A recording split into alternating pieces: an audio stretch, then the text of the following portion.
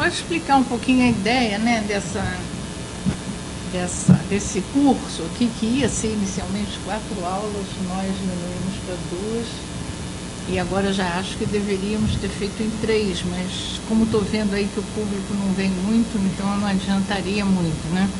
Seriam 3. Não, mas hoje eu não dou conta do meu hoje, não. Mas, enfim, é o seguinte, a gente há muito tempo que tem vontade de fazer alguma coisa assim, né? Nós somos amigos de infância, há 40 e tantos anos, só que a gente nunca conseguiu combinar as pesquisas, enfim, e eu trabalhando com viajantes, né? Eu faço pesquisa sobre viajantes, principalmente franceses, no Brasil, o olhar do viajante sobre o Brasil. E o Godot cada vez ficando mais importante como romancista e fazendo altas viagens literárias. Então a gente pensou nesse curso, né, que ficou com um título que eu acho legal, né, Literatura de Viagem e as viagens na literatura. E a gente vai tentar, porque inicialmente ia ser hoje eu sozinha e amanhã ele sozinho. Mas a gente achou que ia ser chato. E a gente então resolveu misturar, quer dizer, eu vou mostrando meus viajantes e dando pala para ele entrar com os romances dele. É isso? Então vai ser isso. Eu vou primeiro apresentar, né, porque Godofredo de Oliveira Neto, professor titular de literatura brasileira da UFRJ, celebrado escritor com mais de 20 livros publicados. É graduado e mestre em letras pela Sorbonne de Paris e doutor em letras pela UFRJ. É diplomado em relações internacionais também pela Universidade de Paris e pós-doutor com pesquisa realizada em Georgetown e Washington. Ensinou as nossas letras em diversas universidades estrangeiras. Presidiu o Instituto Internacional de Língua Portuguesa, da CPLP, com sede na cidade da Praia, em Cabo Verde, e a Comissão de Língua Portuguesa do MEC. É titular da Cátedra Machado de Assis, do Colégio Brasileiro de Altos Estudos da UFRJ, e titular da cadeira 35 da Academia Brasileira de Letras. Sim? Agora você me apresenta.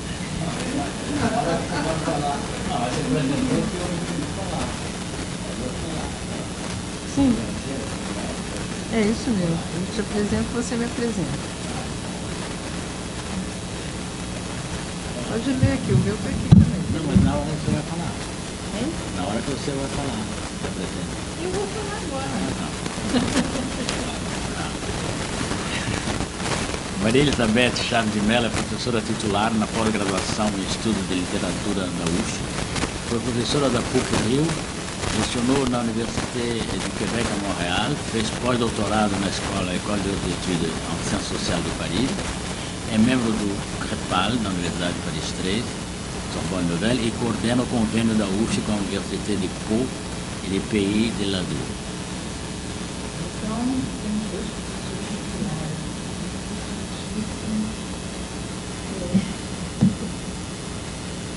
E vamos lá. Então, eu vou apresentar, né, o meu trabalho se chamaria Literatura de Viagem, Cruzamento de Olhares, porque em toda viagem há um cruzamento de olhares, né? Você vê o outro te vê. E eu sou apoiada pelo CNPq e pela FAPERJ, tenho bolsa de ambos. Bom, então eu começo questionando, né, o que seria narrativa de viagem, né? Se alguém quiser falar, pode dar seu palpite. O que seria narrativa de viagem? Alguém quer definir? Bom, então seriam, em princípio, né, relatos do encontro entre o mesmo, no caso da minha pesquisa europeu, e o outro, nativo, indígena e selvagem.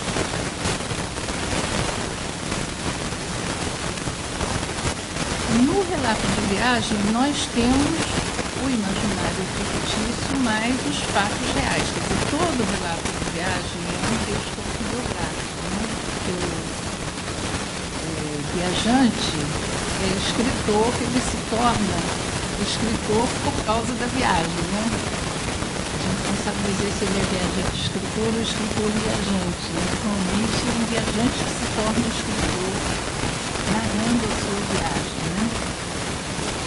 E é claro que nessa narrativa, que ele não vai fazer na hora, ele pode tomar notas, mas depois ele vai transformar isso em texto. É claro que ele vai também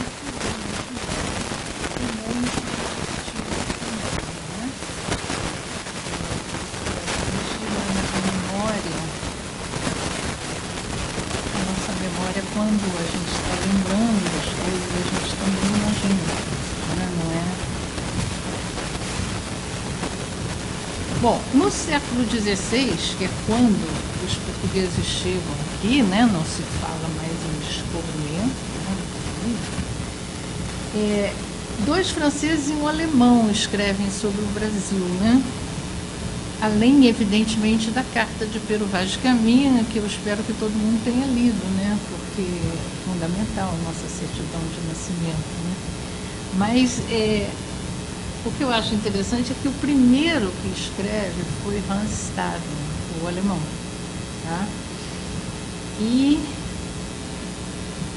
depois tem esses dois na sequência, André Thevé e Jean Delery, que vieram com Villegagnon, né, na tentativa francesa de colonizar o Brasil, né? A gente estudava em história como primeira invasão francesa no Rio de Janeiro, invasão francesa no Maranhão, era assim, né? Você também, na nossa geração, a gente não sabe mais nada hoje, não estuda nada disso. Como dizia meu marido para as crianças, estudam os pontos cardeais, estudam as coisas que não tem nada a ver. Bom, então, quem foi Hans Staden? Hans Staden era um aventureiro mercenário alemão. Ele veio 2 vezes no Brasil, participou de combate em Pernambuco e São Vicente contra os franceses, tá? Ele entrava, ora com os portugueses contra os franceses, ora com os índios, né? E acabou sendo prisioneiro escravizado dos tupinambás durante quase 1 ano. Ele ficou condenado a ser devorado, né, num ritual de antropofagia, e finalmente foi resgatado por um navio corsário francês. Por que ele conseguiu ser resgatado? Porque ele disse que era francês, tá? Os tupinambás eram aliados dos franceses contra os portugueses. Tem todas essas nuances, né, que a gente tem que saber, né? Os tupinambás eram aliados dos franceses e ele vai ser resgatado, ele vai ser salvo porque ele diz que é francês e aí os tupinambás entregam ele para um navio corsário francês. Vocês sabem que os franceses tinham muito pirata e muito corsário, né, que é diferente o pirata do corsário, né? O pirata é o que vem por ele mesmo e o corsário vem a mando dos reis, rainhas e tal, né? De volta à Alemanha, ele publica a História Verdadeira de uma Terra de Selvagens, Nus e Cruéis Devoradores de Seres Humanos, situada no Novo Mundo da América. E aí eu tenho umas citaçõezinhas, porque ele ficou muito impressionado com as cenas de antropofagia. Ele assistiu a muitos rituais de antropofagia.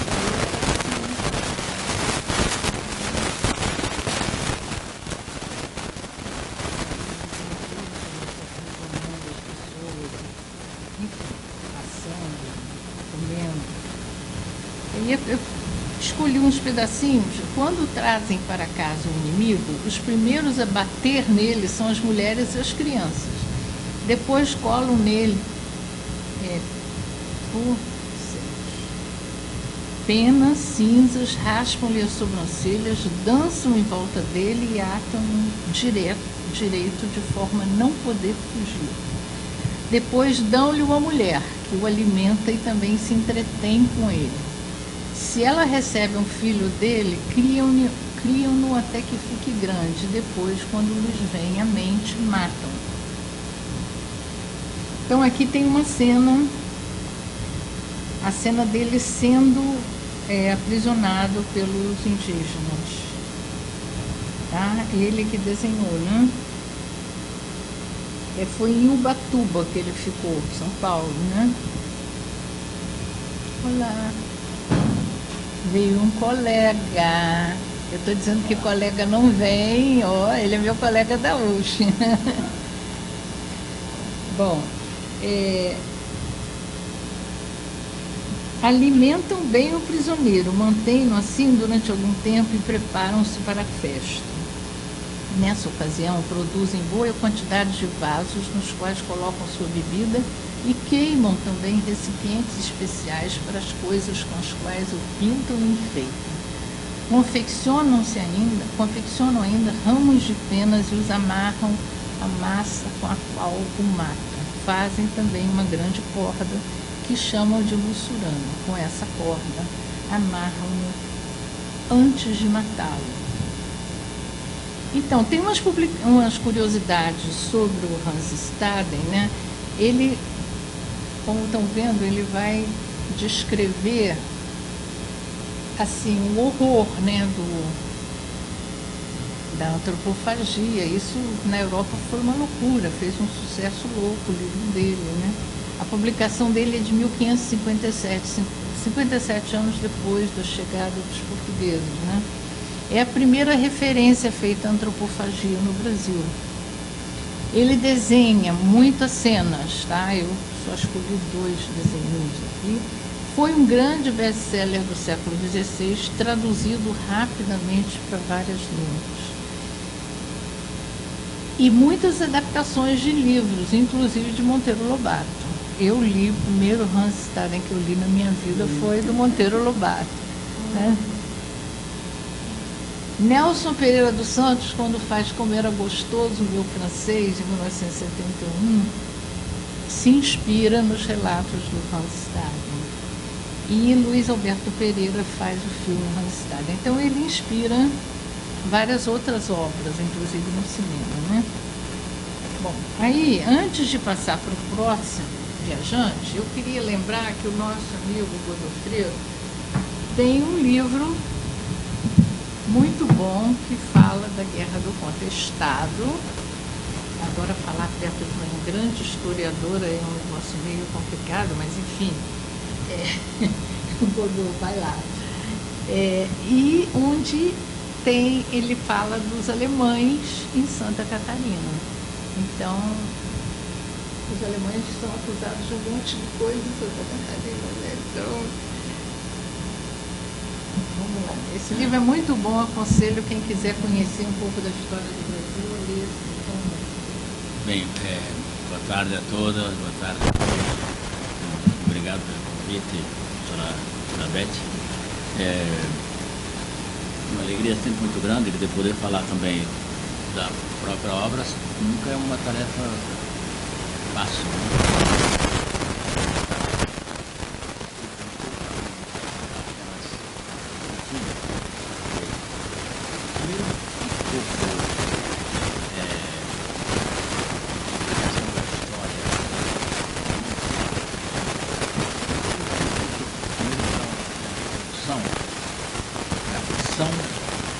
É a sublimação de uma verdade não dita. O Roland Barthes, que aliás foi um professor, coisa que eu lembro muito bem, fala da emergência do real mais profundo. Ou seja, o texto literário não é um documento sociologicamente lisível. No romance, a estrutura do mundo social é ao mesmo tempo recalcada e sublimada. Daí essa realidade mais profunda. Quer dizer, mas essa verdade é posta a lume através de uma leitura sociológica capaz de dar conta da forma dessa obra. Sempre lembrando que quando da feitura do Bruxo Contestado, era em plena época do que se chamava o pós-modernismo, e veio essa noção do narrador pós-moderno, que vai diferenciar a ideia do romance histórico. Então, o romance histórico é aquele que começa lá atrás e para lá atrás, como a gente aprendeu na escola sempre dos romances históricos, né? Em épocas, então, o que se chamou ali pós-modernismo, uma palavra que desapareceu praticamente, mas é a ideia de um romance de extração histórica, ou seja, ele começa lá atrás e vem até os dias atuais. Tem a ver com essa ideia de globalização dentro do pensamento, etc. Então, foi desse ponto de vista. Então, no romance, eu vou continuar aqui, tem-se que partir do ponto de vista que a história é filha do tempo. Isso é uma frase conhecida do Lucien Febvre, né, dos anos que segurava ali o movimento 68. Aliás, esse livro escreveu esse livro em 1968, em pleno Paris, quer dizer, a representação do passado, inclusive o passado imediato, não esqueçamos, é fabricada mentalmente. Isso é um dado importante, porque a gente vê atualmente como a história está sendo relida, refeita, né? Atualmente por forças retrógradas, mas que fazem uma releitura. Nós estamos em pleno mês de março, né?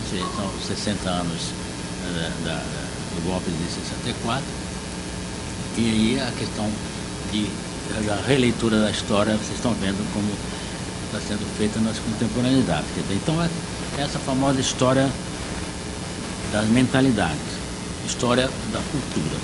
O papel do historiador, penso que o aval da nossa ilustre convidada, o papel do historiador será o de mostrar como um acontecimento histórico se reflete nos comportamentos, como se modificam no tempo essas representações coletivas. Há, para cada época, uma estrutura psíquica que determina o comportamento do indivíduo. E qual o papel, então, do ficcionista nisso? Como dito há pouco, é sublimar uma verdade que não é dita. Entendo, então, o Bruxo do Contestado nessa linha.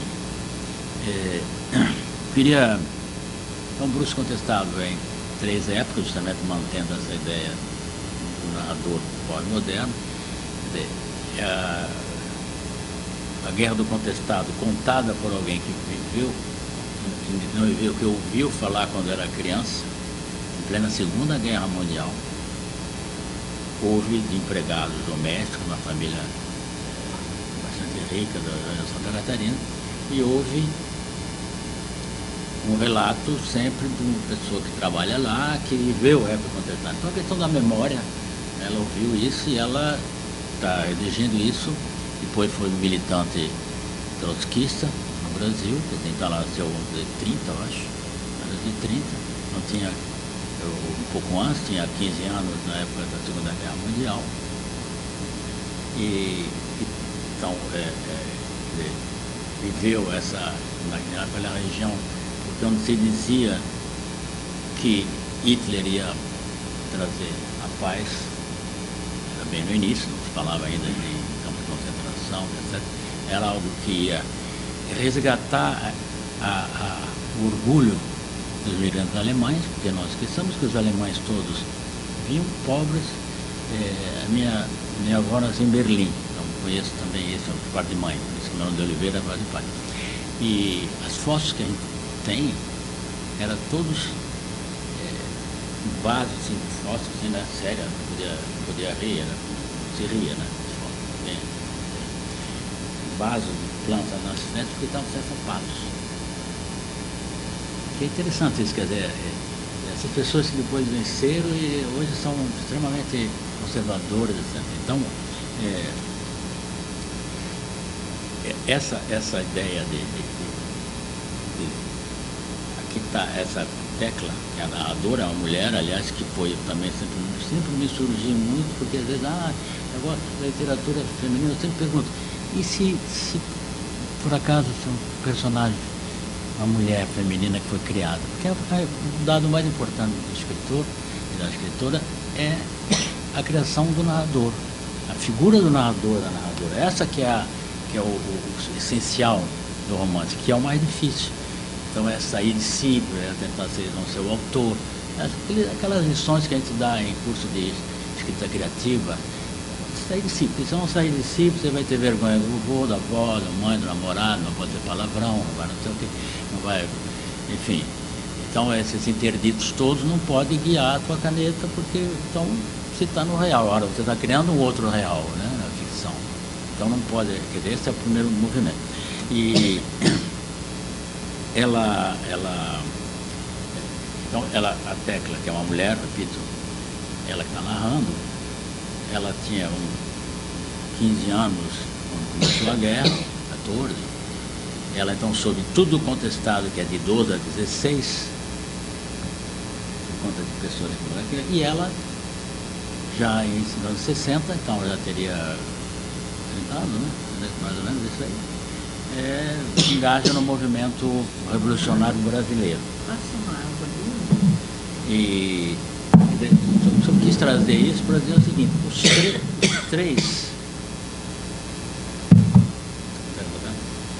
três, tanto os militantes do contestado, eu vou falar sobre ele, que é o essencial no fundo, quanto os militantes, equivocadamente, mas no movimento nazi-fascista, quanto a militante trotskista, os três tinham a esperança de um país melhor, de um mundo melhor, etc. Só que o alemão, que é o Goebbels aqui presente, vai ficar confuso, mas sempre tem uma nazista militante lá no sul que diz, não, vai ser melhor, você não vai acabar, vai ser maravilhoso, etc. E em Blumenau, estou falando muito, né, mas porque eu acho que é interessante, em Blumenau tem um dos primeiros teatros, palco giratório, que era uma inovação, em Blumenau. E se depois vocês procurem no Google, a foto, a imagem do teatro está lá até hoje, que se chama Teatro Carlos Gomes, se você puser o cap do Hitler, que assim, e tirar uma foto, depois a foto do Teatro Carlos Gomes, é igual. O cap do Hitler. O chapéu do teatro, a fachada do teatro. Carlos Gomes, também brasileiro, né? Então é impressionante. Foi antes foi eu acho de 30 e o teatro é de 33 ou 34. Mas assim, sem interromper, mas já interrompendo. Não esquecer que Hitler, se eu falar muito besteira, você me corrige. O Hitler, antes de começar a guerra, as pessoas não sabiam que ele era nazista, nem que ele ia fazer o que ia fazer.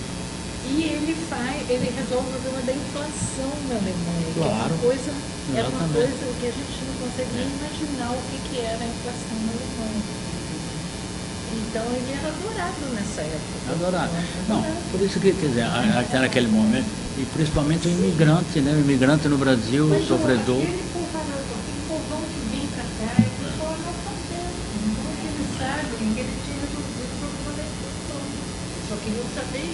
E a tecla militante também não espera o stalinismo, né? Que tem uma atitude dramática para todas as forças progressistas do mundo, né? Enfim, eu quero dizer que são os três camadas do livro. Mas claro que o mais chamativo é o contestado, e eu queria falar sobre ele porque dentro dessa ideia de romance narrador pós-moderno que começa lá e vem até hoje. Então é uma astúcia romanesca que foi bastante ressaltada, inclusive pelo nosso querido Alberto Costa Silva. Eu queria falar do conflito, porque eu estou falando de romance, mas você já sabe que então o romance recalca e sublima a ficção, né? Eu acho, eu ouso dizer, mas também estou puxando um pouco para nessa aqui, que o conflito do Contestado foi o maior acontecimento social organizado no Brasil no século XX, o maior conflito fundiário brasileiro daquele século, obviamente, mas eu digo mais. E aí eu ouso produzir conhecimento, né, tentativa de não apenas divulgar saber, né? Eu entendo que a Guerra do Contestado foi um dos conflitos fundamentais para o que será, o que seria a guerra ideológica entre Ocidente e Oriente, Ocidente e União Soviética, que vai acontecer a partir de 1917. Por quê? Vejam que era para ser conhecido de Deus e o mundo. Primeiro, os primeiros aviões militares no continente americano, militares que eu digo que pertenciam ao exército, à Força Aérea do Exército, né? Então, é um carimbo militar. Foram empregados no Contestado. Eles vinham da Itália de navio dobrados, eram 8, se não me engano. Pensem na logística. O navio vem até aqui ao Rio de Janeiro, tira do navio, tira como? Bota o quê? Uma carreta. Quem foi lá na Itália resolver isso? O que faz? Aí está lá escrito, não pode transportar em trem movido a lenha, porque pega fogo. Aqueles aviões de asa dobrada, de pano, né? De uma lona, tem. Pega fogo, não deu outro. Aqui em Barra Mansa botaram 7, eu acho que eram 7, eu me lembrei. Eram 7, em Barra Mansa 5 pegaram fogo no trem, a faísca. Bom, 2 chegaram ao Contestado. Agora vamos pensar. No Brasil, quem tira esses aviões do navio? Que bota no... Ah, tudo bem, o estivador. Mas que bota no caminhão também, tá. Vai para onde? Para Leopoldina, ali, nossa estação da Leopoldina? Tá, de trem, né? Quem põe no trem? Segundo, chega aonde? Vai chegar em Curitiba. Quem tira do trem em Curitiba e põe nos caminhões para levar até Contestado? Quem fez o campo de aviação? Como é que faz o combustível? A querosene. Como é que faz... quem é que vai pilotar? Eram 2 por avião. Onde é que eles ficam alojados? Está tudo previsto? Como é que... quem alimenta? Onde é que estão esses pilotos? Vieram de onde? Então você começa a ver que tem uma logística nacional e, eu diria, internacional. Por quê? Porque naquele momento chegam, isso eu botei no livro, isso é uma informação confidencial, como chama? Porque o general Mesquita do Contestado é meu tio, que foi militar em Canudos e foi depois transferido para Santa Catarina para o Contestado. Casado com a minha tia. E representantes do movimento trotskista, do Partido dos Trabalhadores Russos, que está exilado em Zurique, manda representantes, porque rolava, né, que ia acontecer, ia ser criado um país socialista de nome Missões, como é a província ao lado da Argentina. Porque, vocês se lembram, Marx prevê que o socialismo vai ser implantado numa cidade, num país onde já haja sindicatos organizados, etc. É ali que vai. E, para grande surpresa, parece que não está sendo, porque já houve na Rússia, em 1905, um grande levante prenunciando outubro de 17, que esse pessoal vai ser rechaçado pelo czar, né? E são todos exilados em Zurique. E aí dizem, mas não vai ser num país agrícola? A Rússia era absolutamente agrícola apenas, né? Então já havia essa informação que talvez o movimento vai acontecer num país agrícola.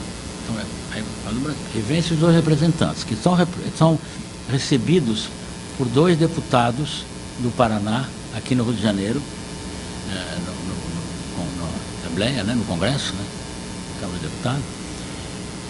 E vem mais um, vem o ministro, que é o secretário de Estado, que se chama dos Estados Unidos, o do mais importante dos Estados Unidos naquele momento, vai para o contestado também.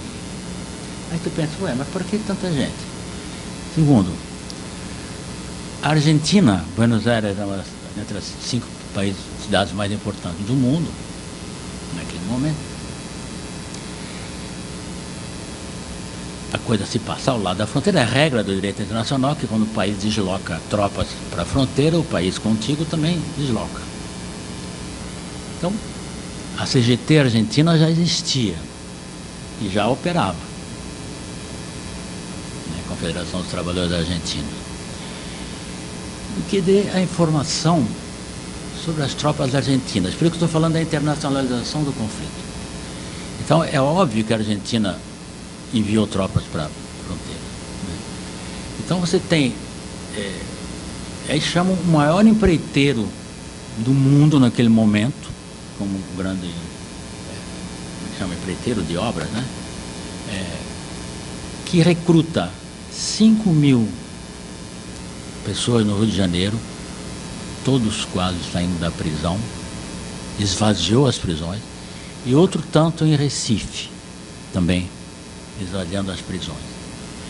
Mais ou menos, então, 8 a 10 mil operários seguem para aquela região, para a estrada de ferro que vai de São Paulo a Rio Grande, no Rio Grande do Sul, a cidade do Rio Grande. Esses funcionários, né, chamar assim, trabalhadores, vão dar início às primeiras, talvez a primeira, greve no Brasil, organizada. Eles, porque o compromisso, claro, é que você vai e depois a gente te traz de volta. Não traz, né? Não traz de volta. E vão entrar num conflito brutal com moradores que estão lá há 100 anos ou mais, ervateiros na maioria, cortam mato, a árvore do mato vocês conhecem, né? Mas não é muito alta, não é o dobro disso, né? Então corta rápido, volta para sapecar numa esteira, assim, numa grelha, assim, e bota ali o fogo, aí sapeca, fica essa coisa como um chá, né? Fica, mas tem que ter tudo muito rápido, não estraga, não. É uma organização, muita gente trabalhando nisso, que foram as grandes fortunas do Paraná, que é o famoso leão, mate-leão, é dessa região. E aí vem ali, eles traziam o mate pelo Rio Iguaçu até São Francisco, Sul Paranaguá, e dali exportavam para a Argentina, para o Uruguai e para o Chile, e não era assim uma brincadeira, como o Brasil com café, era uma coisa importante. Então também tinha esse olho na produção do mato.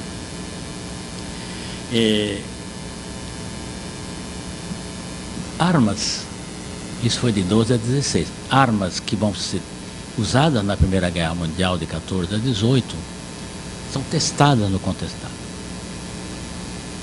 Então você vê, ué, mas como assim? Quer dizer, já um prenúncio então da Primeira Guerra Mundial. Você está vendo que o conflito está internacionalizado.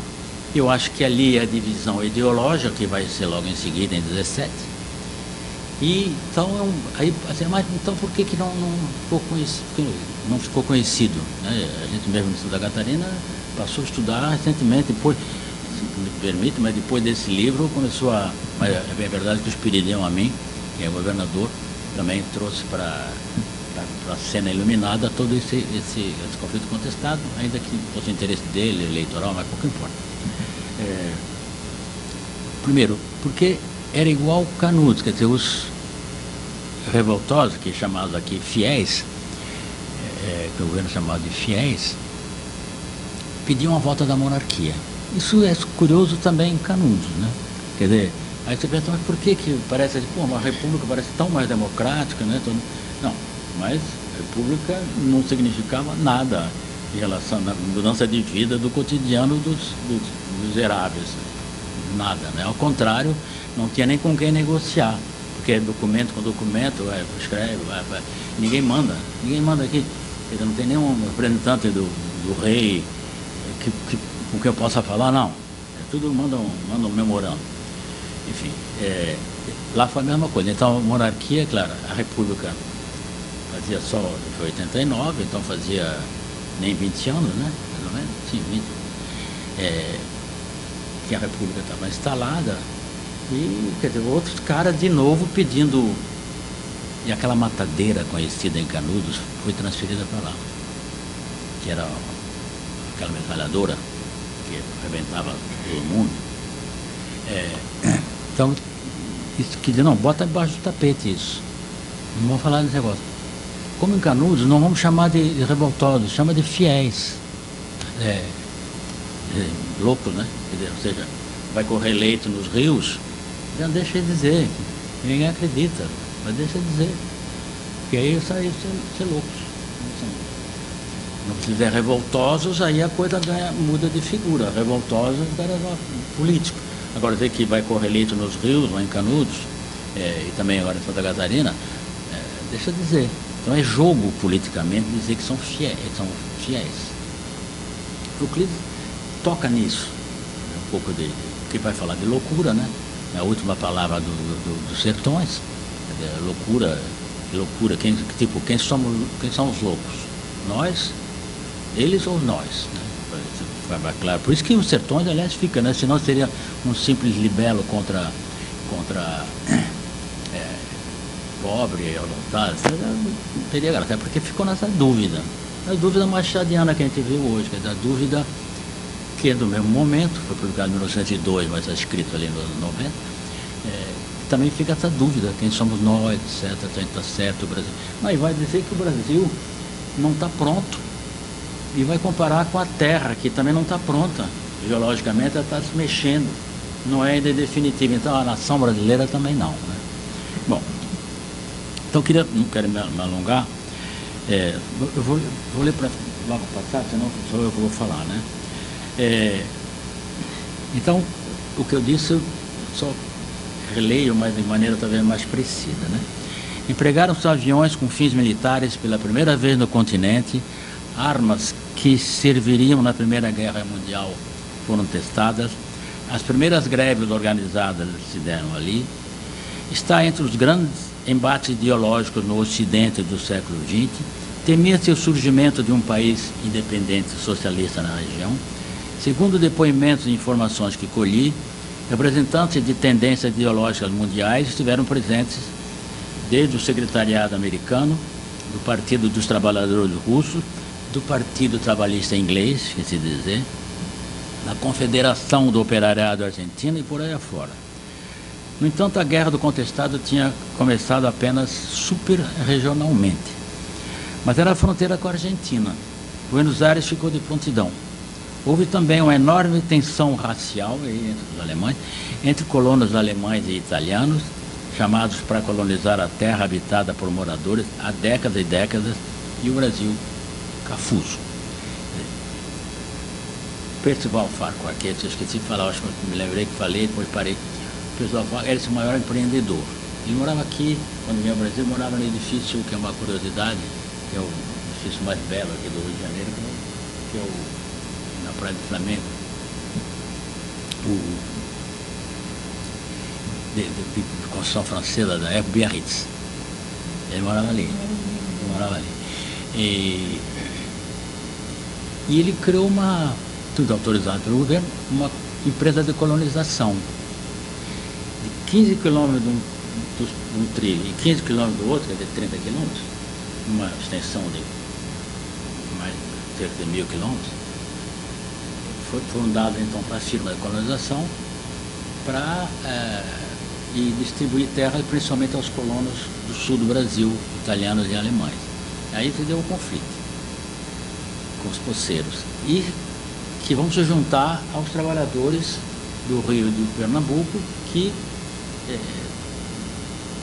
estão lá sem mais nada, sem comida, sem salário, porque acabou, não devolve aquela zona que a gente conhece, e se juntam. Então aí cria um fogo, né, tremendo de... E lembrar também, depois eu esqueço, mas eu acho que está aqui, para mostrar que isso está na história, a gente vive nela e não sabe. Fui descobrindo também depois, nas pesquisas do Ministério do Exército, tem umas coisas engraçadas, um memorando, solicito urgente, sessão de 20 panelas, não sei o quê, porque ontem os fiéis entraram, roubaram as panelas do acampamento. Eu falei, pô, mas como é que vai roubar do acampamento militar as panelas? Veja como é que é, quer dizer, aí é o conluio, né, assim, entre, na verdade, a população local e que também está contra o exército, etc. Mas tudo isso, já. Bom, e o patrono do exército, da aviação do exército, eu sei que sempre fica esquisita a aviação do exército, mas tem. A aviação do exército é o Tenente Kirk. Ora, o Tenente Kirk, KIRK, é o piloto que pilotava um daqueles aviões que bateu lá no Araucária, depois na montanha, que morreu lá, mas é da Guerra do Contestado. São coisas interessantes, né? Então, houve também, vou acabar, uma enorme tensão racial entre colonos alemães e italianos, chamados para colonizar a terra habitada por moradores já há décadas e décadas, e o Brasil cafuso, que é o Brasil daquela região, de indígenas com o movimento negro, etc., que a gente conhece, a colonização brasileira, que está lá. Então, de novo, o litoral e o sertão, de novo, em choque. Como em Canudos, exatamente como em Canudos. Só que agora havia ainda a presença de 7 mil, de 7 a 10, trabalhadores vindo do Recife e do Rio de Janeiro para construir a estrada de ferro e que acabaram largados por lá e que, claro, se juntaram aos revoltosos. O Rio político ficou em polvorosa. O STF foi acionado, Rui Barbosa foi advogado do Paraná, Epitácio Pessoa de Santa Catarina. A jovenzinha República se assustou, os revoltosos eram monarquistas, o governo central estava perdendo essa parada.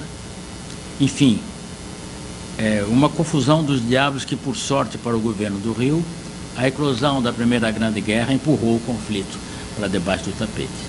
E assim ficou por décadas.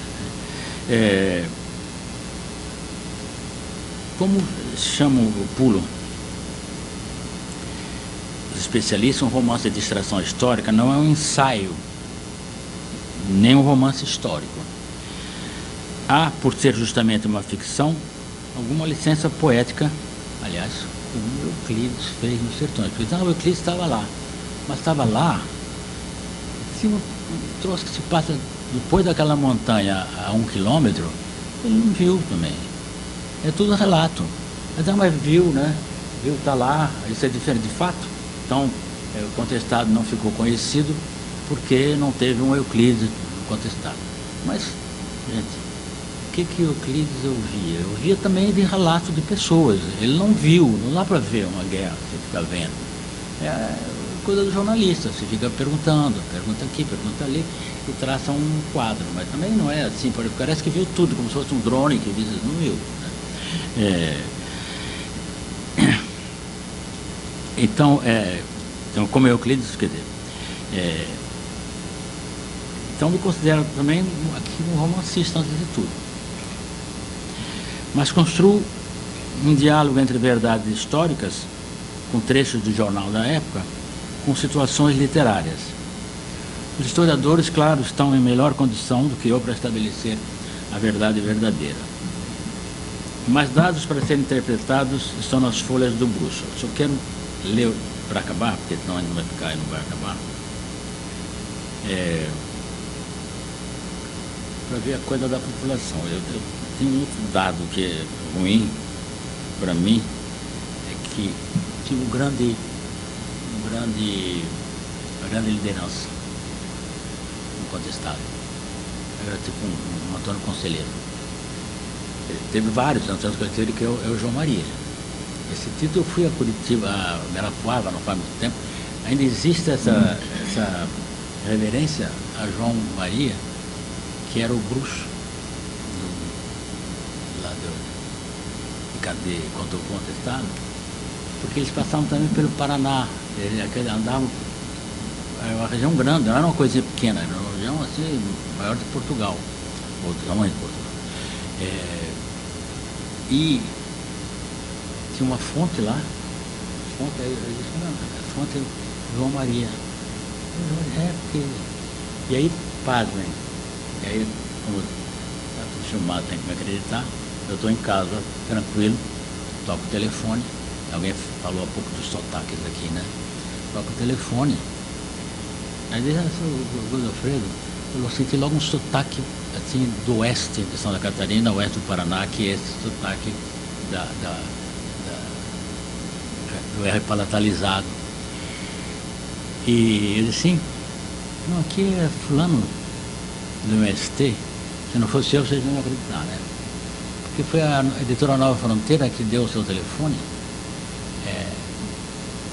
O senhor é autor do Luiz Condessa, assim, não, aqui no MST é que nós demos o nome de um dos assentamentos, Maria Rosa do Contestado. Eu na hora não acreditei, eu disse, bom, mas como assim? Então eu queria ver se o senhor podia mandar exemplares. Eu digo, primeiro você sabe que é um trote, né? Mas aí eu fiz algumas perguntas e tal. A Maria Rosa era uma dessas virgens. Ela entrava numa casa lá e ficava, saía de lá como se tivesse tido um encontro parapsicológico com João Maria e dizia, vocês três, lá para aquele destiladeiro, o grosso da tropa vai para o outro lado. Dava ordens militares, né? E o MST, no Pontal do Paranapanema, lá, fez um acampamento e deu o nome de Maria Rosa Contestada. Não é incrível isso? Quer dizer, eu estou dizendo isso para vocês assim, nem eu estou acreditando, porque não tem outra coisa que não acredita. Porque... Mas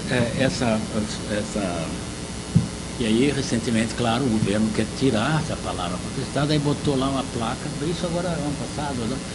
Tirar essa coisa contestada, que não gosta, né? Botar Vale Europeu. Aí na maior briga lá, não, movimento, nada de Vale Europeu, deixa quando. Aí ganharam. Mas veja só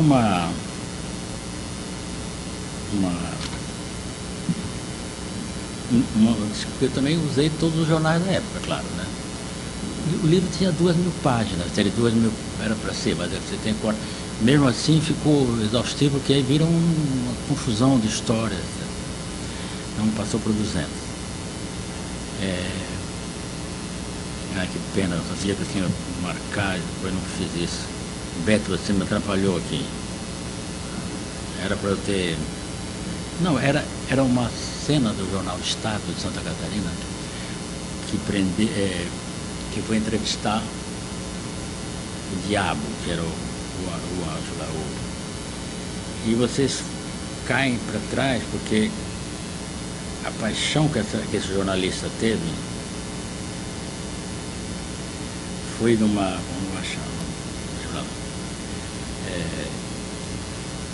descreve o chefe dos revoltosos como alguém maravilhoso, lindo, forte, limpo.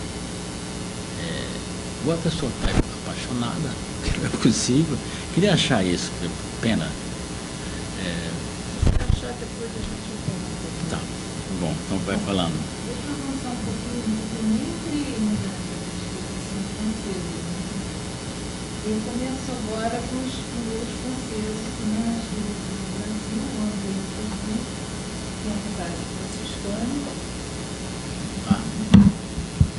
que vem com Villegagnon, né? Para a criação da França Antártica. Né? E ele observa muito os costumes indígenas e, assim, ao contrário do Hans Staden, ele vai passar uma visão mais positiva dos indígenas, tá? E vai se interessar pelos costumes. Ele faz uma obra mais sociológica.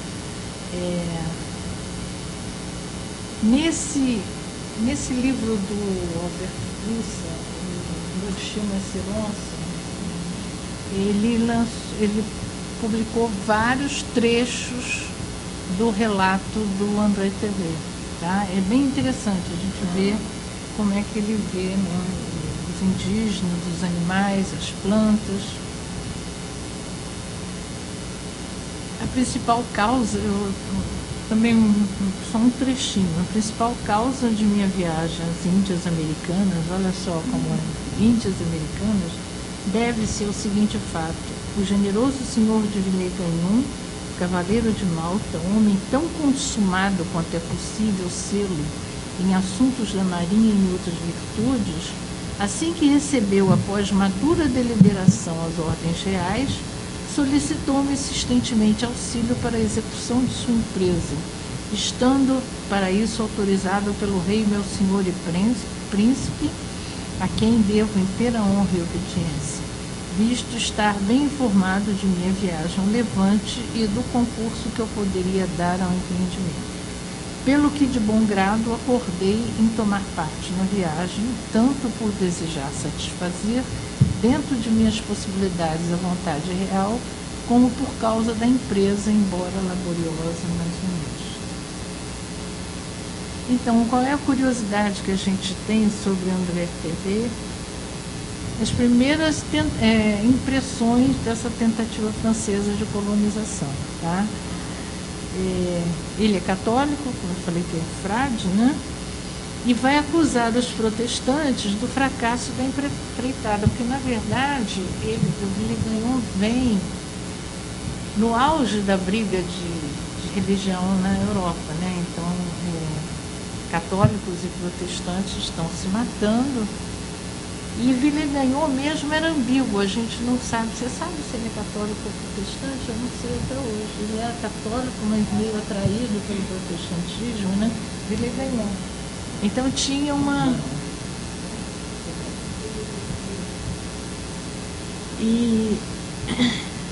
Então eu botei essa curiosidade do Alberto Mussa, né, que vai citar no Destino a Seronça, que agora foi tema da escola de samba, como é que chama? Grande Rio, né? Grande Rio. Então, quem viu, né, ficou em terceiro lugar, inclusive. Bom, Jean Delery é o mais conhecido. Na verdade, ele funda mesmo a literatura de viagem na França, porque ele vai escrever esse livro, Histoire d'un voyage fait à la terre du Brésil, autrement dit Amérique, que é um livro muito interessante, tá? Ele fica um ano na França Antártica, na Baía de Guanabara, e os habitantes são descritos nos seus costumes e modos de vida. Então, ele faz quase um estudo sociológico mesmo dos indígenas. E o que é interessante é que ele meio que escreve para se defender. Como o André TV acusa os protestantes de serem a causa deles terem perdido o Rio de Janeiro, Jean Delery vai defender os protestantes, porque ele é protestante, ele é pastor. E esse texto dele é muito interessante, tá? Que a gente vê que tem alguma coisa com Montaigne, tá? Ele está já... Na verdade, Montaigne vai ler esse livro dele e vai escrever Le Cannibal, que é um texto importantíssimo que vai estar na origem lá do Rousseau, né? Das ideias do homem raça-bom, né? Em primeiro lugar, portanto, para que, começando pelo principal, eu possa continuar na ordem, os selvagens da América, habitantes da terra do Brasil, chamados de tupinambás, com os quais vivi e frequentei familiarmente durante cerca de um ano, não sendo nem maiores, nem mais gordos, nem menores do que somos na Europa, eles são como nós, né? Também não têm o corpo mais monstruoso, nem prodigioso em relação a nós, mas são mais fortes, robustos e repletos, mais bem dispostos, menos sujeitos à doença. Quase não há mancos, cegos, deficientes ou prejudicados entre eles. Muitos chegam até a idade de 100 ou 80 anos, pois sabem muito bem guardar e contar sua idade pela lua, sendo poucos os que na velhice têm os cabelos brancos ou grisalhos. Esses fatos provam não apenas o bom ar e boa temperatura de seu país, o qual, como já afirmei, aliás, não possui geleiras nem grandes frios. Isso para um europeu naquele momento era o máximo, né? Fico imaginando o frio que eles passavam, né? Mas bosques, ervas e campos sempre verdejantes. Mas também, como todos bebem realmente na fonte de Juvencio, provam o pouco cuidado e preocupação que eles têm com as coisas deste mundo. Então ele vai mostrar o indígena, assim, já está caminhando para as ideias do Rousseau, né? Do Montaigne e do Rousseau. É a fonte da juventude, né? Na mitologia. Então, o que significava o Brasil naquele momento, né? Na cultura ilustrada europeia? O Brasil seria uma espécie de avesso da Europa, né? Porque ele tem tudo que a Europa não... Ele é e tem tudo que a Europa não é, e não é nem não tem o que a Europa é e tem. Tá? É o contrário, é assim que é visto, né, por esses escritores.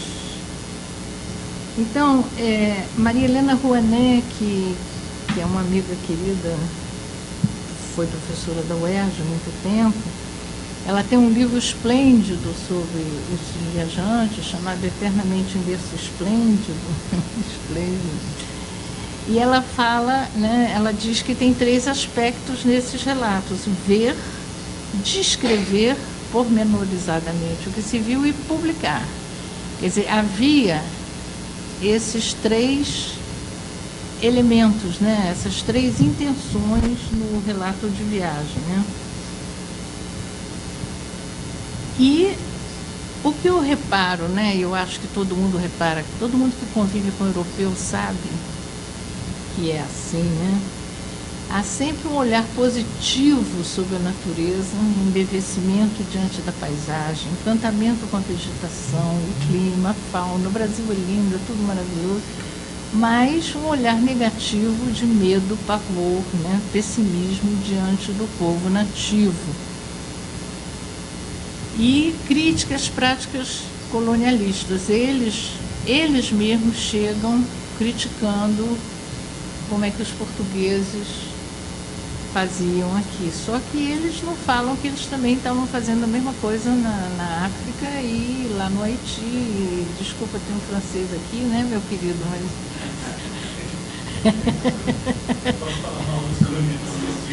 não tem problema, né, François? Mas, enfim... esse olhar de medo, de pavor, a gente vai encontrar no Hans Staden, que é o primeiro que escreve, né? E esse olhar de embevecimento e tal, essa ambiguidade a gente vai ver em todos eles, até o último que eu vou falar amanhã, que é o Stefan Zweig. Mas, enfim, Montaigne, nos Canibais, ele vai se inspirar quando ele vê os indígenas, desculpa, não pode mais dizer índio, comi mosca aqui, né? Os indígenas brasileiros são levados a Rouen, né, e exibidos como se fossem macaquinhos, né? Curiosidades, assim, né? Como selvagens e exóticos. Montaigne fica muito impressionado com isso, ele leu Jean Delery e vai escrever Os Canibais, né? Onde ele vai dizer, peraí, quem é selvagem? São eles ou nós? Quem é mais selvagem, né? Nós que fazemos isso, exibimos esses seres humanos como macaquinhos ou eles que estão fazendo, né, que devoram o inimigo, né? Presa de guerra, enfim. E ele vai então chegando à conclusão que os selvagens eram superiores aos civilizados. E aí está, como eu já falei, as bases da teoria do bom sauvage, né?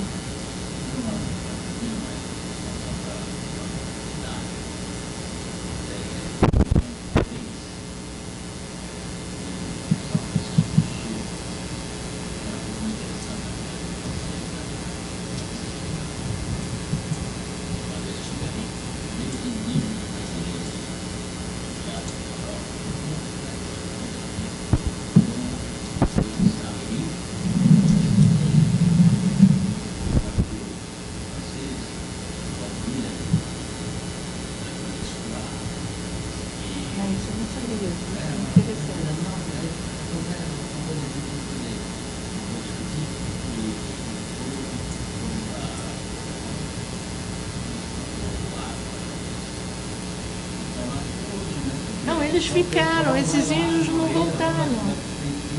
Eles não voltaram, eles casaram por lá. Pois é.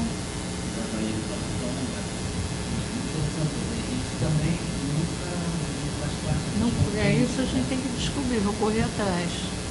Então ele vai dizer, eu vou ler um pedacinho do Montaigne, né? Os Canibais, que é um texto muito importante. Voltando ao meu assunto, creio que não há nada de bárbaro ou de selvagem nessa nação, a julgar pelo que me foi referido. Sucede, porém, que classificamos de barbárie o que é alheio aos nossos costumes. Então, é a questão do relativismo, né? O que eu não conheço é bárbaro. Dir-se-ia que não temos de verdade, da verdade e da razão, outro ponto de referência, que o exemplo é a ideia das opiniões e usos do país a que pertencemos. Neste, a religião é sempre perfeita, perfeito governo, perfeito e irrepreensível uso de todas as coisas. Aqueles povos são selvagens na medida em que chamamos selvagens aos frutos que a natureza germina e espontaneamente produz. Na verdade, melhor deveríamos chamar selvagens aos que alteramos por nosso artifício e desviamos da ordem comum.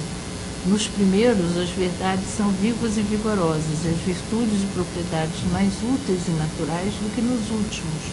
Virtudes e propriedades que nós abastardamos e acomodamos ao prazer do nosso gosto corrompido. E, todavia, em diversos frutos daquelas regiões que se desenvolvem sem cultivo, o sabor e a delicadeza são excelentes ao gosto, comparando-os com os nossos. Então, tá um início, né, de idealização do selvagem, né? A arte não vence a nossa mãe natureza, sempre grande e poderosa. Temos sobrecarregado tanto a beleza e a riqueza das suas obras com as nossas invenções que a destruímos completamente. Assim, ali onde a sua pureza resplandece, ela constitui uma espantosa desonra para as nossas vãs e frívolas empresas. Podemos, pois, achá-los bárbaros em relação às regras da razão, mas não a nós, que os sobrepassamos em toda espécie de barbárie. Sua guerra é toda nobre e generosa, e tem tanta desculpa e beleza quanto se pode admitir nessa calamidade humana. Seu único fundamento é a emulação pela virtude. Não lutam para conquistar novas terras. Isso é a diferença, né, dos indígenas para os europeus, pois ainda desfrutam dessa liberdade natural que, sem trabalhos nem penas, lhes dá tudo quanto necessitam em tal abundância que não precisam de alargar seus limites. Encontram-se ainda nesse estado feliz de não desejar senão o que as suas necessidades naturais reclamam. O que for além disso é para eles supérfluo. É muito interessante como ele vê o indígena, né? Então, eu fico pensando aqui, mesmo quando ele vê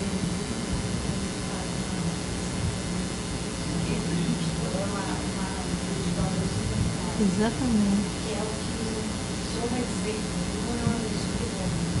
Então, ele faz a civilização. Exatamente. Esses são obras que a gente vai então, a gente poderia falar de ser eclético, nesse momento, eles vivem mais essa contaminação narrativa, que eu acho que são um pouco interessados nessa grande, né, a grande aquilo, no mundo, aquela exposição cultural. Menos uma idealização da humanidade.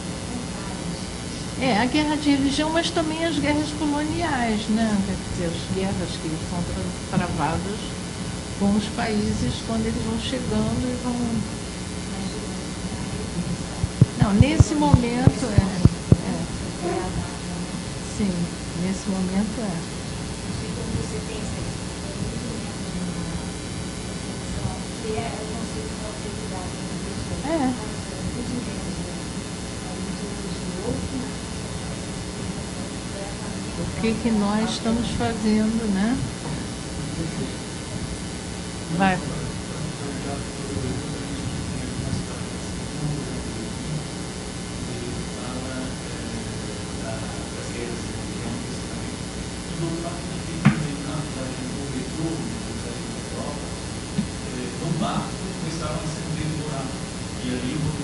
Mas aqui na ilhazinha de Villegagnon também eles se mataram. Não foi só no barco.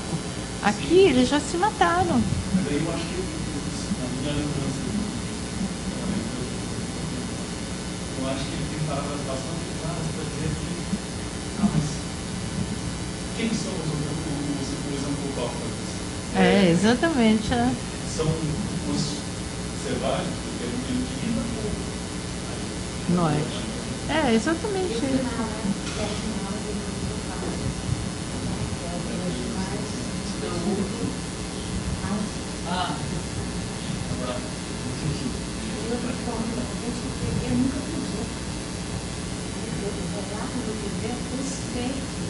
De ouvir contar. quando ele teve que sair,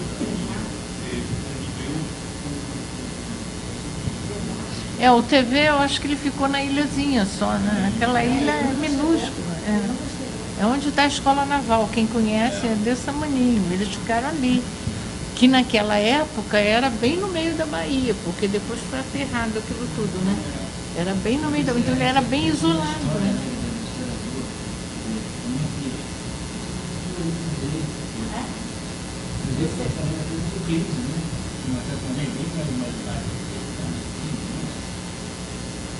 Mas o Euclides, o que eu acho interessante, tem um livro, que não sei se você leu, do Vargas Llosa, que chama Guerra do Fim do Mundo, que ele conta, né? Ele conta a história de Canudos. E fazendo besteira. E justamente ele descreve o Euclides como jornalista cego. Você lembra disso? Que ele era míope. Ele é míope e ele perde os óculos no meio da guerra, então ele não vê nada. Tá? Então, é claro que é uma alegoria que o Vargas Llosa...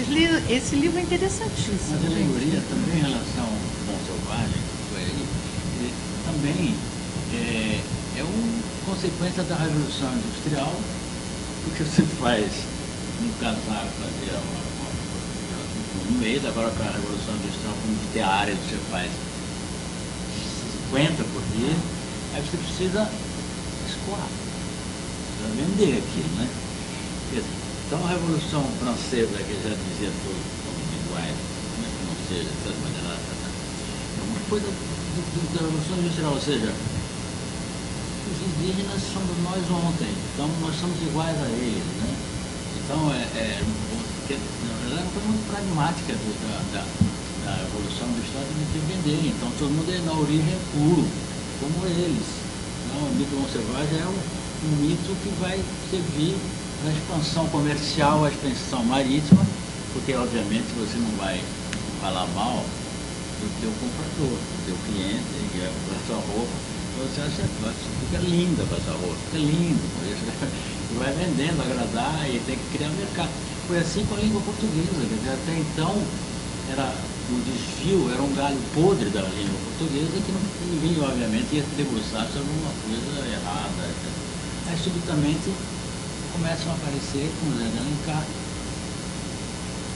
1850, por aí, logo então em seguida, a Revolução Industrial, quer dizer, 50 anos depois, mas no Brasil, começa a ser como o Victor Hugo já tinha feito, que dizia de maneira muito óbvia, né, que as línguas, eu vou pôr, os vocábulos não podem ter aqui, eu vou escrever palavras que nunca foram escritas francesa, mas nunca apareceram. Eu vou botar, ou então a Esmeralda que vai se apaixonar pelo outro, pelo profundo também. Enfim, sempre a questão do outro, e aí aparecem na língua portuguesa palavras que nunca foram regências verbais do Zé de Alencar, mas coisa proposital. Tipo, vou botar E aí começa essa aventura da Portuguesa do Brasil, que vai sofrer um freio do Machado, estranhamente. Quer dizer, aquela aventura do abrasileiramento da língua portuguesa sofre ali uma parada, que é a parada da República, que é uma república monarquista, apesar. Ainda concordo, mas, por exemplo, o primeiro gabinete, né, do Cano, a gente pode dizer o quê? São monarquistas que não gostavam da princesa Isabel, sei lá, os afetos. Exatamente. Enfim, nossa biblioteca bonita do Soares também é essa metáfora, uma alegoria para poder dar sequência e, assim, um braço a serviço do movimento da Revolução Industrial, ou seja, escoar mercadoria, vender coisas e criar mercado. Sim, isso vai... Até que horas vai? Eu vou falar um pouquinho, tá? Porque senão não vai adiantar. Senão não vou conseguir passar meu recado aqui. Então, a Europa vai se tornando, no final do século XVIII, ela vai se tornando maníaca por viagens. De tanto ler, né? De tanto ler esses relatos. Marco Polo mesmo, né? Que traz todo aquele interesse. Isso no século XVIII aumenta esse interesse pelo encontro com o outro, né? E a vontade de conhecer o outro, de estudar, de refletir sobre o outro, né? E aí que está, que você acabou de falar, mas eu entrei para um outro lado, não só do lado comercial, mas a coisa da difusão das luzes, porque é o século das luzes, é o iluminismo, e a gente tem que iluminar o mundo, tem que divulgar as luzes. Então, tem esse lado, né, no século XVIII, de ir lá pegar aqueles selvagens e ensinar a eles, né, as ideias de Voltaire, de Rousseau, dessa galera toda. Então, a América vai virando um lugar de teste e prática, né, das doutrinas sobre o homem primitivo, como falamos aqui, né, e sociedade civilizada. E o que eu acho interessante é que o governo francês começa a organizar missões científicas. Essas missões são organizadas e pagas pelo governo. Essas missões, eu vou falar aqui, pelo menos de um. Eu vou falar de um, tá? Que são missões do governo com o compromisso de publicarem os seus relatos de retorno. Eles são pagos com a condição de, na volta, publicar livro. Então agora já não é mais uma coisa espontânea, como fez João Delay. Agora é uma coisa encomendada pelo governo. E esses textos todos vão reforçar essa utopia do homem natural, representada pelo indígena, mas também aumenta o medo do outro, porque tem descrições, né, de barbaridades cometidas pelos selvagens. Então, eu trouxe aqui o Rousseau só para ilustrar essa ideia do Montaigne, né, do bom selvagem, né? Rousseau é considerado o pai do romantismo francês, né? A gente adora dizer que alguém é pai de alguém, né? La Nouvelle Héloïse, porque todo mundo conhece as ideias políticas, mas como escritor de romance, La Nouvelle Héloïse é um livro sensacional. É um romance epistolar, é escrito por cartas, né? E é um grande best-seller da literatura francesa no século XVIII, tá? Rousseau tem ideias antimonarquistas, ele é um socialista utópico, né? Pregava uma espécie de baseado na igualdade dos homens, deveriam ser todos tratados da mesma maneira. E essa teoria da bondade natural, né, vai exaltar o selvagem. E essa teoria da bondade natural, ela vai contra o cristianismo, né? Porque ele é contra o pecado original. O homem não nasce com pecado, o homem nasce bom. E ele tem ideias revolucionárias sobre a educação das crianças, né? O Emílio do Rousseau é um livro muito interessante, em que ele dá suas ideias sobre pedagogia. Ele foi muito atacado porque os 4 filhos que ele teve, ele botou no orfanato, né? E ele escreve livros sobre educação. É muito contraditório. Esses caras eram muito doidos, né? É incrível. Escrever um tratado de pedagogia e botar seus filhos na roda, né? Que eles chamaram. Bom, então o mito do bom selvagem, ele vai ter serventia para os religiosos e para os ateus, né? Para os religiosos, para criticar os costumes do século XVIII, vocês são depravados, olha o selvagem como é puro, bom, né? E para os cientistas livre-pensadores, eles vão usar o selvagem como para mostrar essa superioridade do homem natural, baseado no instinto e na razão. Então, é um mito que vai servir a todos os lados. Bom, também importante para as ideias que estão vindo pelos viajantes é o Montesquieu, né, que escreve L'Esprit des Lois em 1748, em que ele vai escrever contra o absolutismo, a separação dos poderes, executivo, legislativo e judiciário. É a primeira vez que se fala sobre isso, não estou falando besteira? Se tiver... É complicado. Mas, enfim. Bom, mas ele organiza um sistema com rigor científico. Isso vai ter importância enorme, porque a gente até hoje pensa assim, né? Que é a teoria dos climas. Porque, para Montesquieu, o clima frio faz com que as pessoas se tornem mais trabalhadoras, mais estudiosas, porque elas ficam mais dentro de casa, mais resguardadas, né? Enquanto que o clima quente... Bom, tem toda... Eu botei aqui, assim, eu não vou ler não, porque é muita coisa, tá?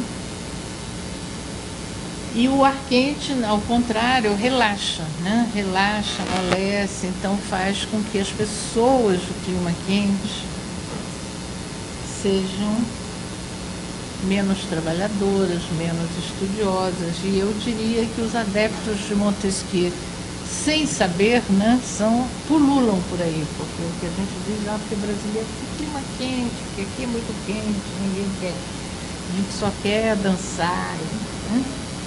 Então, a conclusão dele é que a sensibilidade aos prazeres será pequena nos países frios, maior nos temperados e enorme nos países quentes, né? Então, reduzindo a força das fibras, o clima quente vai favorecer a aceitação do despotismo. Então, os povos de clima quente, eles aceitam com mais facilidade, ditaduras, despotismos, tiranos. E essa frase dele eu acho importante ler. Não surpreende que a covardia dos povos dos climas quentes os tenha tornado quase sempre escravos, e que a coragem dos povos dos climas frios os tenha mantido livres. É um efeito que deriva da sua causa natural. Então, esses viajantes que vêm para cá a partir daí, eles vêm trazendo essas ideias, imbuídos de Montesquieu e Rousseau, tá? Então, e vem para disseminar essas ideias. Eles vêm com esse projeto também, tá? O colonialismo vem com a enciclopédia, a Declaração dos Direitos Humanos, e reforçando a utopia do homem natural. Então, aí nós vamos entrar no Charles-Marie de la Condamine, que é o que eu dou de exemplo. Eu não achei muitos viajantes do século XVIII, confesso, tá?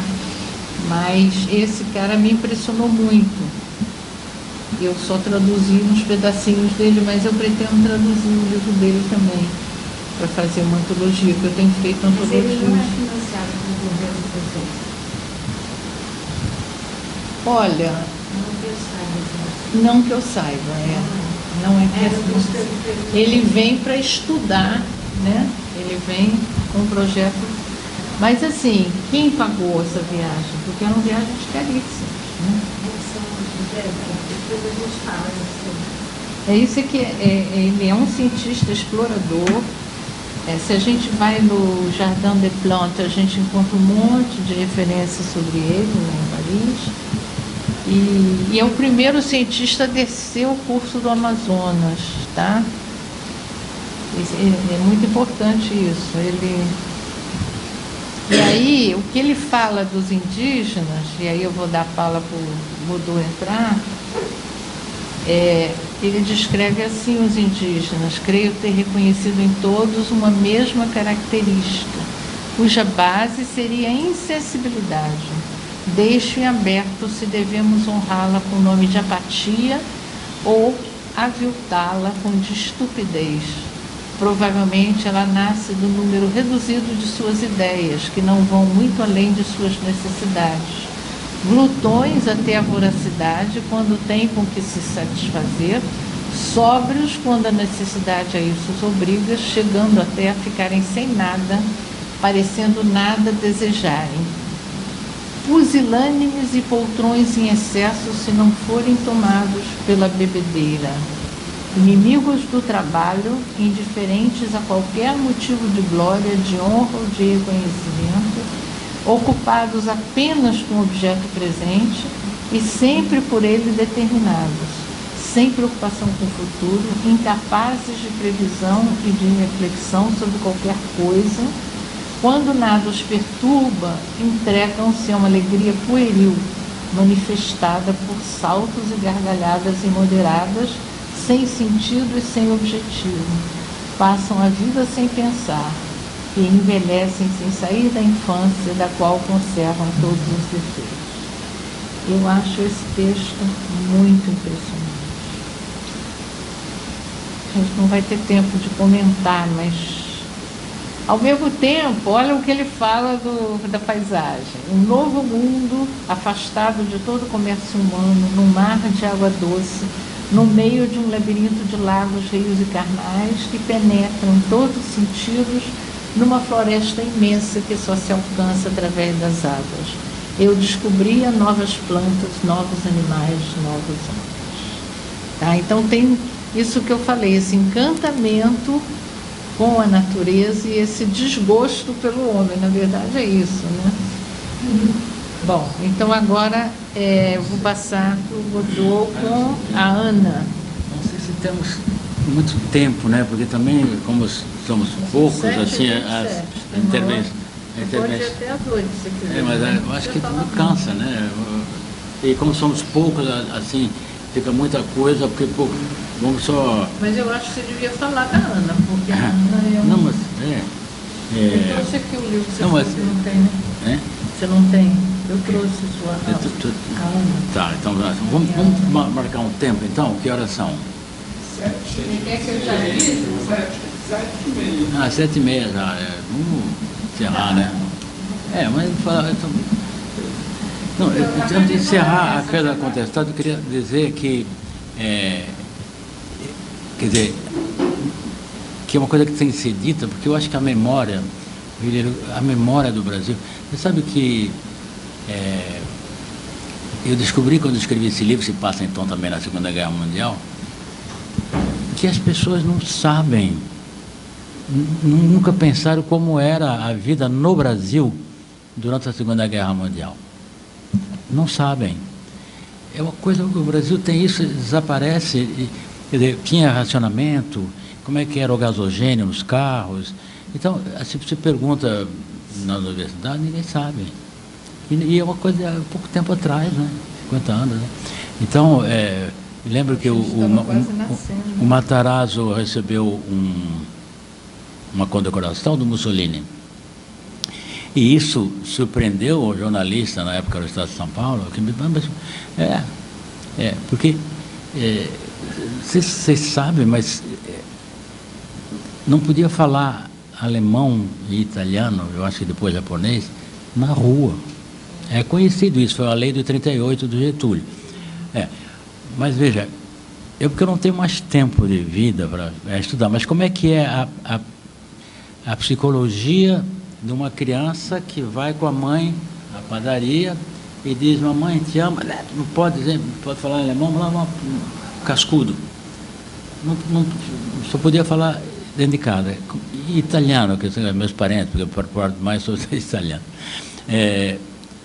Quer dizer, isso formatou a psicologia brasileira, porque são 45 milhões de descendentes de italianos e alemães. Não é 45 de descendentes, né? Então, é uma coisa assim. E também relembrar sempre que um número grande de industriais, de alemães, também eram contra o Hitler. Uma das coisas que interessante do livro é que eu recebi porque tem uma militante judaica, judia, que luta contra, e eu recebi uma carta de felicitação do movimento judaico de Curitiba. Quer dizer, você vê, como uma coisa viva, né? Acharam um livro interessante, então tem todo um Brasil que eu acho que, assim como contestado, também o Brasil desconhece. Mas vou marcar 10 minutos. Mas agora você vai falar da Índiazinha. Então, vou falar. Porque a gente chegou no indígena. Tá. Eu trouxe aqui uma coisa linda, mas não vou ler, porque a autora está presente, já não dá. Podia pedir a Lília para falar desse livro. Pois é. Você quer Não, falar? eu vou ler isso aqui porque eu me preparei para. Então, deixa eu te fazer uma pergunta. Por que você teve a ideia de fazer Ana? Vou escrever, vou saber. Tá bom. 10 minutos, tá? Como é sabido, eu também quero dizer que eu escrevi, em respeito a Beth, que me convidou para essa sessão. A sensação de precisar da arte é uma sensação tão presente na gente quanto a sensação de fome ou de sede, que tem a arte no sentido geral, que vai desde a combinação de roupa, o bolo, a torta de chocolate, etc. É que depois que vem as forças coadjuvantes que levam à escrita. Morei, para te responder, vários anos fora do Brasil, na França. No exterior a gente queira, quer não, é sempre obrigado a revisitar o nosso próprio país de cabo a rabo. Você é sempre instado a falar sobre o Brasil. Isso significa falar das regiões. Acresce-se a isso a minha questão pessoal de identidade. Quando vim de Santa Catarina morar no Rio de Janeiro, eu tinha 17 anos, me deparei com a problemática do que é ser brasileiro. Com efeito, nas forças progressistas do país de então, eu era já extremamente politizado, era comum ouvir, em tom de brincadeira, que Santa Catarina não era o Brasil. Isso me marcou muito, foi muito difícil do ponto de vista psicanalítico. Eu era muito jovem, aquilo tinha impacto sobre mim. Eu tive que trabalhar muito essa questão internamente. Levou algum tempo para eu entender o absurdo que eu ouvia. Claro que, adulto, aquelas observações não faziam mais nenhum sentido. Graças a isso, esse questionamento, pude resgatar o tema vivido por mim mesmo em Santa Catarina, a questão do choque de culturas. E eu, então, dizia, bom, mas como assim? Eu sou o quê, então? Uma vez, ainda muito novo, ao visitar uma reserva indígena perto da minha cidade, Blumenau, com uma excursão do colégio, a gente ia sempre isso, senti de perto o problema indígena no país. Mas tudo isso, claro que não naquele momento, depois trabalhando, né? Uma menina da reserva, cujo nome Ana, fui resgatar no meu romance, conversou algum tempo comigo. Claro, tudo muito difuso, eu devia ter ali meus 14 anos, mas era o problema de identidade que ela vivia, nem mais nem menos. Eu só fui dar uma lógica antropológica à minha conversa com ela bem mais tarde, obviamente. Na época eu não conseguia fazer ainda a leitura social e psicológica, ela queria sair da reserva, né? Eu era como um salvador ali, né? Tinha os olhos grandes e úmidos, brilhavam. Senti por ela, disso me lembro muito bem, algo muito forte durante vários dias. Me tornei uma mistura de salvador e amante platônico. e vivi esses papéis. Essa história veio me visitar com intensidade nos momentos de solidão e de nostalgia em Paris. Comecei a escrever o que seria, muitos anos depois, Ana e a Margem do Rio. Foi um resgate da memória, um resgate que contribuía para consolidar a brasilidade de um escritor brasileiro em Paris. A região amazônica, subitamente, era toda minha. A sua natureza, a sua civilização, houve sim muitas pesquisas, muitas. Sempre li muito a respeito daquela parte do país. Sou, além de tudo, um amante de pássaros e borboletas, um traço meu, isso desde muito pequeno, e a floresta amazônica me fazia sonhar.